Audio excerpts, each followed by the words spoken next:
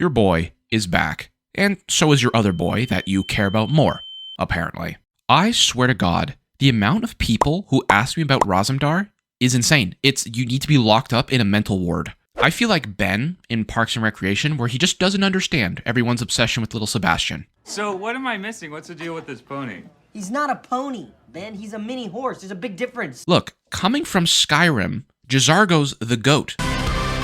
Alright, miss me with the Khajiit slander, okay? I have no problem with the hairy boys. I don't get it. He's funny. I just don't know what the big deal is. Isn't it amazing? Yeah, I just gotta be honest. I don't know what the big deal is. Get out. Saddle up and strap in, folks, because today we're headed on over to Greenshade. This zone really earns the name Greenshade because basically everything from top to bottom is green. We are now in the 4th zone of the Aldemary Dominion storyline. If you missed the last 2, don't worry, I've made a playlist sorted from oldest to newest, so with one click, you can enjoy the entire series. The card should be on screen now, but the playlist link is in the description too. Fair warning, there will be spoilers and information you may have missed in the past few episodes, but I'm assuming if you're watching this video, you're probably not new to this game. Welcome to a Skyrim player tries to 100% complete The Elder Scrolls Online, where I lock myself into each of ESO zones one at a time, only allowed to leave after it's been 100% complete. And we're not talking about the basic 100%, we're talking about the full zone guide. All fish, all books, all achievements, all side quests, everything must be completed before I can move on. Most of these zones I'll be playing in are over 10 years old, but so is Skyrim. We're going to see how well the stories and designs hold up after a decade and try to provide an objective opinion because I've never played most of them before. I'm going to be playing ESO like the developers intended. No spamming through dialogue, no skipping to the best mob farming locations. We're going to treat each zone like it's its own standalone experience. Huge thank you to the new members of this channel. Channel members get exclusive content and are a great way to support me directly if you're enjoying my stuff. It is absolutely unnecessary, completely unnecessary, but I appreciate it all the more. Speaking of completely unnecessary, let's talk about the grind of Greenshade. It took me 18 hours to 100% complete the zone of Greenshade. This is by far and away the fastest zone I've completed in this challenge, minus the tutorial zone Canarthy's Roost, obviously. It's unnecessarily quick, and I'm not really sure why. We even did both dungeons, City of Ash 1 and City of Ash 2, and it was still that fast. So for the grind segment of the video, I'm only touching on things that took me a notable amount of time to complete or posed a significant challenge to me as an individual player, and for Greenshade, there really wasn't much. This is the first zone I've played where no one was running the dolmens. I had to solo every single one. I only mention this because dolmens are usually swarming with players and they take me a combined 10 minutes to do them all because I just rush from dolmen to dolmen to dolmen. One of the dolmens took me forever to find. It was on this little island that you had to swim to off the west shore. Again, not a super huge time commitment, but definitely an outlier I just thought it'd be interesting to mention. Fishing as well was pretty fast. A little longer than Grotwood, but much faster than Oradon. Took me roughly 4 hours to catch all the fish. The foul waters I found had some really bad luck, and I was stuck trying to get the blue foul fish for about an hour all on its own. Overall, not too hard. Only took me an afternoon to knock out the Greenshade Angler achievement, so I can't really complain. Normally I mention the world bosses in this category, but I was able to solo a handful of them with my beast of a companion. All the remaining bosses I was able to conquer with my armada of viewers from my last livestream. Almost 100 people showed up concurrently for my first livestream ever, so that was freaking awesome. Thank you guys so much. If you want to catch my live streams, I stream on YouTube, so if you're subscribed, you will get the notification, and I try and announce them at least 24 hours in advance, so anyone who wants to watch it will be able to know when it's happening. The VODs, the actual recordings after the live stream are over, are only available to members. I mainly did this because I didn't want to be that guy who spams your sub box with live stream content, and it was either I made the videos completely private so no one got the notification, or members only, so at least a few people can enjoy it. Everyone is welcome to tune into the live streams while they're happening, it's just the recordings are kind of set to private. Speaking about my last live stream, the dungeons in Greenshade were really great. If you don't know, the actual dungeons are required for Zone 100% because they contain the final lore books. The lore books are generally found about halfway through, so unless you have a really strong character, you'll probably need to use the group finder. Fortunately for me, I was able to group up with some of my viewers who were in my last live stream. Huge thank you to these guys who took their time and actually let me listen to the story. Both dungeons, City of Ash 1 and City of Ash 2, took just over an hour to do them both, but technically they added another step to the lore book grind, so I'm including them in this category. The points of interest weren't too bad. Normally these take me about 10 hours to do and are generally a long activity, but when I was done the main story of Greenshade, over half of them were already done just from the main campaign, which I'm pretty sure is odd, right? That's uncommon for a main campaign to do, take up over half of the point of interest missions. So most of the POIs were very fast too. The average mission length was closer to 7 minutes compared to Ordon and Grotwood, which averaged closer to 20 or 30 minutes. Everything in this zone felt fast and potentially a little rushed. We're going to talk about that later, trust me, but there were only 2 or 3 point of interest missions that actually stood out to me. The Flooded Grove. This mission was about Hermaeus Mora, or Herma Mora as the Bosmer refer to him. Obviously, I'm playing an Arcanist, and Hermaeus Mora plays a pretty big role in Skyrim, so this was a really cool mission. No spoilers, but if you are planning on playing through Greenshade anytime soon, make sure to do this point of interest before you finish the main story. It actually adds some pretty cool context that's kind of lost on you if you've already beaten the main campaign. Moonhenge's Tear was also pretty neat. You go to the Isle of Torment in a pocket plane of Cold Harbor, where some of your friends you've met are imprisoned. A High Elf you met in Ordon, a Bosmer you met in Grotwood, and a Khajiit you met in Greenshade. Anyway, it's a cool quest, and the first one I've ever done that actually uses non-main characters from previous zones, so that was pretty cool. The Labyrinth is also a great lore-heavy mission. It's just basically walking around and reading books, so if you're not into that, you probably won't enjoy it that much. But if you're interested in the Wilder King and how he became one with the Valenwood, it is a really great mission packed with some cool details. Before we get into the story summary, let's talk about the notable characters. Greenshade's main story is split in 2. Essentially, it has 2 primary but separate story arcs. The first story arc mainly revolves around the Wilder King, a demigod-like entity who protects the Valenwood, and Aranias, a high elf who's greatly gifted in the magical arts of nature, crafting entire islands and bending forests to her will. The second half of the zone doesn't really feature either of these characters at all, but instead is primarily about Vicereeve Peladil, who has assumed command of the Veiled Heritance after Prince Naaman's death. The Vicereeve has had like 2 lines of dialogue up to this point, so I don't blame you if you don't remember him. I barely did. Normally he was just seen hanging around Prince Naaman in previous zones, but it's important to note that Prince Naaman wasn't part of the Veiled Heritance. Vicereeve Peladil is just sort of using his death to garner more sympathy to his cause. So much so that Peladil actually plans to resurrect Prince Naaman after you've killed him at the end of the Grotwood story to use as a catalyst for more supporters against the Dominion.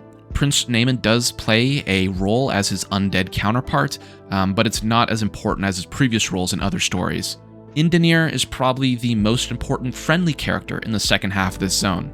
He's a Bosmer who's incredibly connected to the forests and spirits of Valenwood. He is instrumental in restoring balance to Greenshade as he possesses certain magical talent that no one else has. And no, Razum Dar is not a notable character in this zone. I don't care what you say, I refuse to be peer pressured. He has like 3 minutes of screen time, and the only notable thing he does is get polymorphed into the Queen and says he should probably get naked to make sure her body is accurate enough. Very convincing. But is the illusion applied everywhere? Perhaps this one should take a moment in private to double check, yes? Which begs the question, how would Razum Dar know what the Queen would look like without her clothes on? You know, just food for thought. Okay, with that out of the way, let's get into the story recap. I'm gonna try and keep it close to 3 to 4 minutes, but this was the longest story I've done so far, so I apologize if it goes over. The reason you're in Greenshade is to secure the Staff of Magnus for Queen Irene. You travel to the vault and discover it's been stolen by Vicereeve Peladil. This storyline is immediately dropped and shifted because Razum Dar instead sends you to help pacify a nearby Bosmer village who's not super keen on allying with the Dominion. They claim their allegiance to the Wilder King, and they let you meet with him after you help stop some wood orcs from raiding their village. You meet with the Wilder King, and he would prefer to remain neutral and isn't interested in siding with the Veiled Heritance or the Aldemary Dominion. He is, however, interested in a mage you met earlier whose name is Aranias, who's seemingly been brainwashed by the Veiled Heritance. You talk to a spinner, a Bosmer with the Inception-level dream abilities who can supplant you in the memories of other people, effectively changing the past. The Wilder King specifically is interested in the mage Aranias, whose magical ability with the natural world is able to create islands and forests from thin air. In her memories, you help Aranias stand up against the Veiled Heritance, something she was never able to do in real life since no one helped her growing up. You successfully unbrainwash her through manipulating her memories, which ethically, is a little ambiguous, but she stands up against the Veiled Heritance because she trusts you. She then takes on the mantle of the Wilder Queen, pledging herself to the Valenwood and to you, her friend. She tells you the Staff of Magnus hasn't left Greenshade yet and is somewhere to the west. You follow her directions to a port city, where the Dominion is also waiting for you. They suspect the Veiled Heritance is lurking somewhere in this city, and disguise Razumdar as the Queen to draw out the assassins. This plan works, and one of the assassins you defeated tells you the Veiled Heritance have allied with the Maumr, also known as the Sea Elves. You rush to Seaside Sanctuary, the city under siege, and infiltrate past the Maumr. You discover a sick and twisted ritual done by Vicereeve Peladil, sacrificing Dominion citizens to the Staff of Magnus to raise Prince Naaman from the dead. Apparently, it didn't quite work as planned. Prince Naaman, even risen from the dead, still doesn't want anything to do with the Veiled Heritance, so he yoinked the Staff of Magnus and fled. This was a tremendous miscalculation by the Veiled Heritance and the Vicereeve, who decided to flee back home to Auradon. You catch up with the Vicereeve on the open sea to fend off pirates, along with a massive sea serpent before boarding the ship and killing him.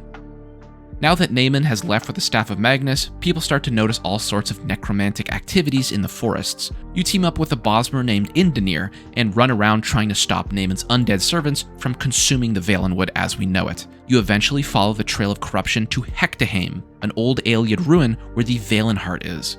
The Valenheart is a literal heart of Valenwood, which Prince Naaman is trying to corrupt. After hacking and slashing through Naaman's undead legions, you finally cut him down and secure the Staff of Magnus. The Valenheart, now uncorrupted, assigns Indenir to be the new Sylvanar. The Sylvanar requires to be married to the Green Lady to become one with Valenwood, and the ceremony is set to take place in Malabal Tor. I generally like to summarize each zone's story into one sentence, but I don't think I can do that with Greenshade. Greenshade has like 3 different plot lines going on all at the same time, which is really good gameplay-wise. This story was by far the longest, coming in at close to 6 hours to complete. It just felt like there was a lot going on. As suggested by you guys, I'm going to split my impressions of the main story into pros and cons. Things I think the story did well, and things I think it didn't do so well. Please keep in mind everything said is my opinion, and I am brand new to the game, so I may miss some details. Let's start with the main story weaknesses. I think the overall story structure of Greenshade is a little disorganized. They're trying to do too much at once. If the story was split across 2 different zones, I think it would have been better thematically. There's 2 halves, and as I previously mentioned, they don't really correlate to each other in terms of common characters, plot devices, or locations. A prime example is that the first half bears almost no influence on the second half. We're obviously instrumental in the appointment of the Wilder Queen, right?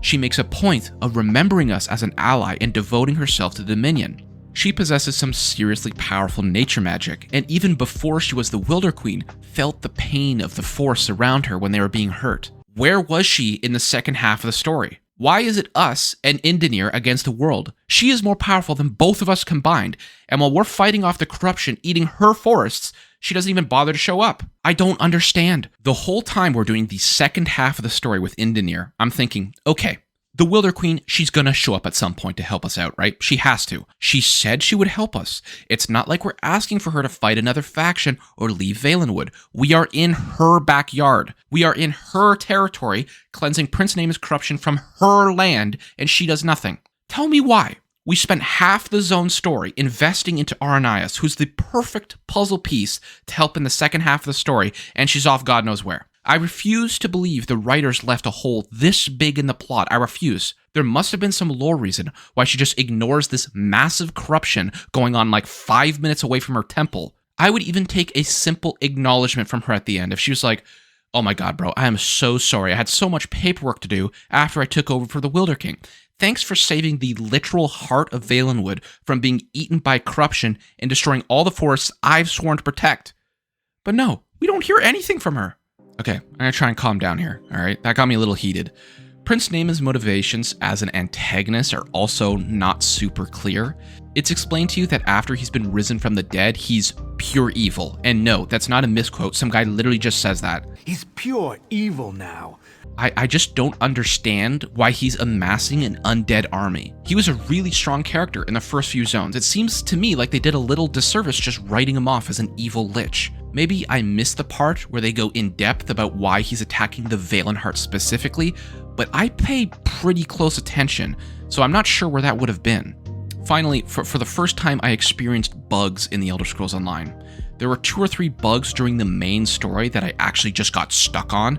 One was a wood orc chieftain that refused to spawn. I looked it up online and apparently it's not a new issue. He takes about 10 to 15 minutes to respawn for some reason, so I just sat there in the cave waiting for him to pop back up. There was a quest objective about 70% of the way through the main story where you have to go to a camp clearing to turn in an objective. If you're in the Shadowwood, which is the other dimension at the time, it doesn't trigger. It clearly signals an area for me to turn in the quest on the map, but there was nothing I could do there, so I had to relog and continue.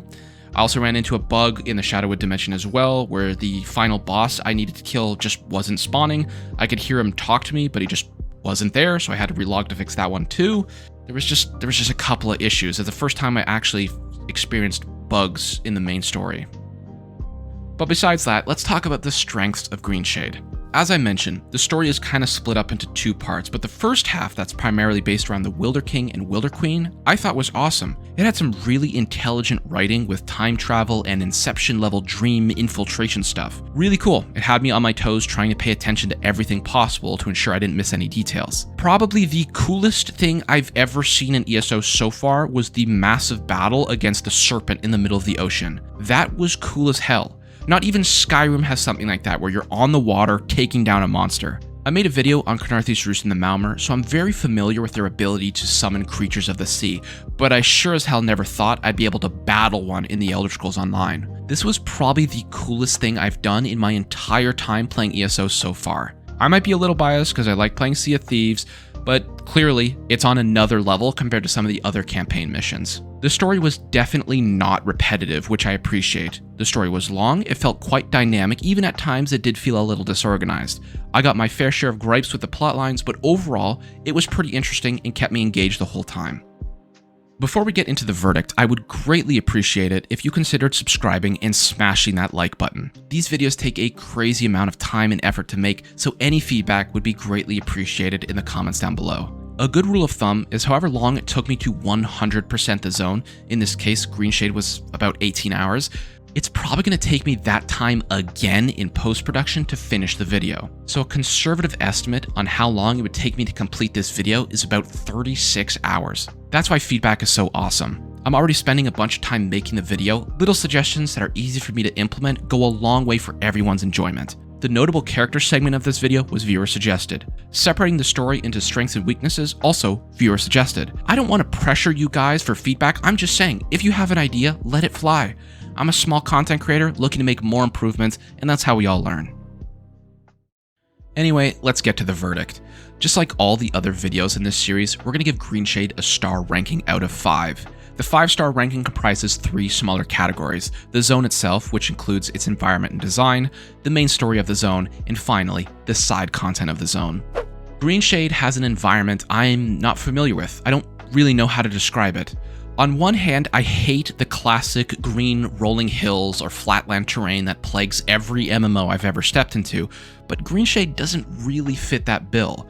I'm going to give Greenshade 3 stars when it comes to the zone itself. It's not as beautiful as Grotwood, it's definitely more boring, but I think the design is a little better. The environment isn't just grassy hills, although it is about 70% of the time. You can find massive, overgrown roots tangling up structures and cities, which is really cool. Again, I don't mind a zone sticking to one terrain type. I think Auradon did that really well. It's all just one biome. I just happen to think green, grassy flatland with some hills are a little boring. As far as the actual design, Greenshade has these large canyons running through the zone, and if you fall down one of those, it's a bit annoying to get back up, but there's ample bridges across the canyons at any point. Just looking across one, you'll probably see 2 or 3 bridges you can take, but it does have quite a bit of verticality, and it does a good job not feeling intrusive like Grotwood did. The cities in Greenshade are also designed quite well. Marbrook is probably the best city I've been in so far in terms of convenience. All the crafting stuff is pretty close together, so are all the necessities like the bank, the horses, etc. Woodhearth is okay. It's a little too vertical for my taste, but Woodhearth has some really cool representation of Altmer, Bosmer, and Khajiit architecture in the same city, which I think is the first place to do that so far. Overall, and I'm sure most of you would agree with me, Greenshade's bang smack in the middle of the road when it comes to zone design and environment. It's completely satisfactory and accomplishes exactly what it needs to without being intrusive, but there's nothing super remarkable. The main story for me is going to be a bit more tricky to evaluate. We've obviously already touched on the strengths and weaknesses, so I'll try not to repeat it too much. I think Greenshade's story is the best I've done so far. There are some glaring issues with it that stop me from rating it too high, but I think we'll give Greenshade a 3.5 out of 5 stars when it comes to the main story of the zone. I wish it was longer. I wish they took a little more time to flesh out the stories, or clearly divided them into different parts. The Wilder King/Queen stuff is very interesting conceptually, and probably my favorite part of the Greenshade campaign, but it's never returned to, which unfortunately is becoming a common theme in ESO's campaigns that I'm beginning to notice as a new player. Too often have I played a story where something is just dumped. You do something and it's just dumped and it never comes back. The Wilder Queen is the perfect plot device to help you in your battle against Prince Naaman's corruption of the Valenwood, and yet they're nowhere to be seen. It's like if I spent hours creating a custom Roomba that would perfectly vacuum every inch of my house, and once I was done making it, I just continued to sweep by hand. The Wilder Queen is the perfect solution for the final half of the story, and she's just thrown away with little to zero explanation. I don't get it, and I pay attention very closely, so I'm going to assume 90% of the people doing this story would be thinking the same thing I am. Again, I think the Wilder King/Wilder Queen stuff is the coolest part of the main story, but if I was the story designer, I would have made it into a nice 40-minute point of interest mission so I didn't create any plot holes or continuity issues. The other half of the story is also pretty good. I'm a huge Malmer guy. I love the Sea Elves and their story. I think aquatic factions are really cool in general. The boat-to-boat naval warfare mission, where we had to take down a massive sea serpent using the ship's siege weapons, was no question the coolest campaign mission I've ever done in the Elder Scrolls Online. I'm never going to forget that. As far as the Staff of Magnus plotline, which is kind of interwoven throughout the entire campaign, I sure hope we do something with it. In Grotwood, the old artifact gave the Queen a vision, saying the Staff of Magnus is important, which means it's gotta be more important than what we just saw in Greenshade. I hope, now that we've secured it from Prince Naaman, we actually do something with it in a later zone. If it's just another MacGuffin that gets thrown away in story development, I'm gonna be pissed off. I would have given Greenshade a 4 out of 5 on story, no doubt, if it was just a little slower. It kind of gave me the impression the Wilder Queen story arc and the Staff of Magnus arc were written by two different teams of writers because they don't really mesh together well. They're great stories on their own, don't get me wrong, but when combined, in my opinion, it opens up some plot holes. Finally, let's talk about the side content of Greenshade. I think I'm going to have to give it a 2 out of 5 stars in terms of side content. The points of interest were a pretty big disappointment in my opinion. After the main campaign, there were only a handful left to do. I was expecting those remaining 7 or 8 to be amazing 30-minute long bangers. I take my time when I play. I go nice and slow, and I don't think there was a single POI mission over 20 minutes long in this entire zone. I've already mentioned the 2 or 3 outliers I thought were pretty good. But even Greenshade's best point of interest missions, which in my opinion were probably the Flooded Grove with Herma Mora or the Moonhenge's Tier, were nowhere near as great as the POI missions in Grotwood or Auradon. 80% of the point of interest missions in Greenshade are just 5 to 10 minute fetch and retrieve missions or bounty hunt missions where you need to go somewhere and kill something and come back. I know I'm new to ESO, especially very new to doing story content and side content, but these point of interest missions weren't it. Auradon, Grotwood, even Canarthi's Roost had better POIs in terms of content and storytelling. The group dungeons, City of Ash 1 and 2 were pretty great, I will admit, and they put a lot of effort into City of Ash 2, more so than anything I've seen in the Greenshade Overland. I also may be partial to these dungeons because I played with you guys who let me go nice and slow and listen to the story, which was quite interesting. The delves in this zone, although not copy and paste of each other, pretty much had the same mine aesthetic. There was one or two that had a unique vibe to them, but the rest of them just felt like the same mineshaft. So as far as side content goes, I think Greenshade deserves the 2 out of 5. Not bad by any metric, it's just a little underwhelming and a little too fast. Overall, I think Greenshade gets a solid 3 out of 5 star ranking from me. I probably would have ranked it 2.5 out of 5, but I'm trying to ignore my personal bias for the overly green plains/hills biome and look at it more objectively. Its main story undoubtedly is where it shines most, and although I think it has a few major issues, for the average player, I think it would probably go unnoticed. It's just me nitpicking. Greenshade's overarching theme across all its content is fast. The points of interest are fast, the delves are fast, and the main story moves very quickly even though it's longer than most. I was able to 100% complete this zone in 18 hours. Compare that to Ordon, which took me 35, or Grotwood, which took me 23. This was a really quick zone, and I felt like the developers were trying to rush me through it to get to Malabal Tor as fast as possible. I still had a good time playing this zone, but overall, in terms of the 100% challenge specifically, it's probably the weakest Aldemary Dominion zone I've done so far. This could be reflected in the lack of players doing overland content in Greenshade. I rarely ran across another player doing dolmens, world bosses, or delves. This was probably the least populated zone I've ever played in, and that includes Auradon and Carnarthia's Roost. My saving grace for the world bosses was all of you who showed up to help me during my live stream. I would not be surprised if the little army I amassed was over 40% of all the players in Greenshade. But regardless, I'm looking forward to continue my journey into Malabal Tor, the second last zone in the Aldemary Dominion storyline. So with that being said, this was a Skyrim player's perspective on being locked in Greenshade until 100%. Please consider liking and subscribing if you enjoyed, and I hope to see you in Malabal Tor.